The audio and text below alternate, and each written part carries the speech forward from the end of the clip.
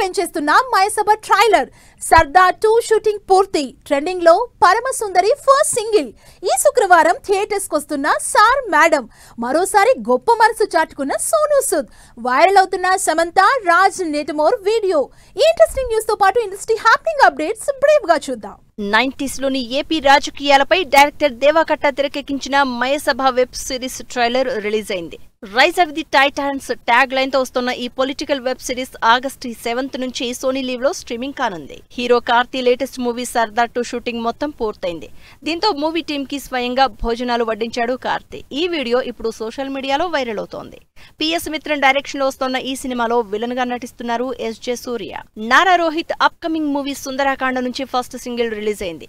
Love and family entertainer గా తెరకెక్కుతున్న ఈ సినిమా ఆగస్టు 27న థియేటర్స్ లోకి వస్తోంది. ఈ శుక్రవారం థియేటర్స్ లోకి వస్తోంది విజయ్ సేతుపతి, నిత్యా మీనన్ నటించిన sir madam cinema. Middle class wife and husband story line తో ఈ సినిమాని తెరకెక్కించారు డైరెక్టర్ పాండిరాజ్. జాన్వీ కపూర్, సిద్ధార్థ్ మల్హోత్రా సినిమా పరం సుందరి నుంచి విడుదలైన పరదేశీయ సాంగ్ ఆకట్టుకుంటోంది. ఇంట్రెస్టింగ్ లవ్ స్టోరీతో తెరకెక్కుతోన్న ఈ సినిమా ఆగస్టు 29న విడుదల కానుంది. తేజ సజ్జా మిరాయి సినిమా నుంచి విడుదలైన వైబ్ ఉంది బేబీ సాంగ్ 15 మిలియన్ వ్యూస్ తో దూసుకుపోతోంది.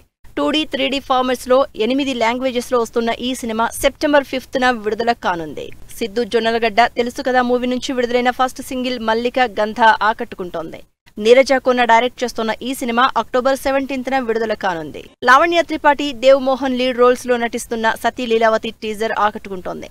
మికీ జే మేయర్ మ్యూజిక్ అందిస్తోన్న ఈ సినిమా త్వరలోనే రిలీజ్ డేట్ అనౌన్స్ చేయనుంది.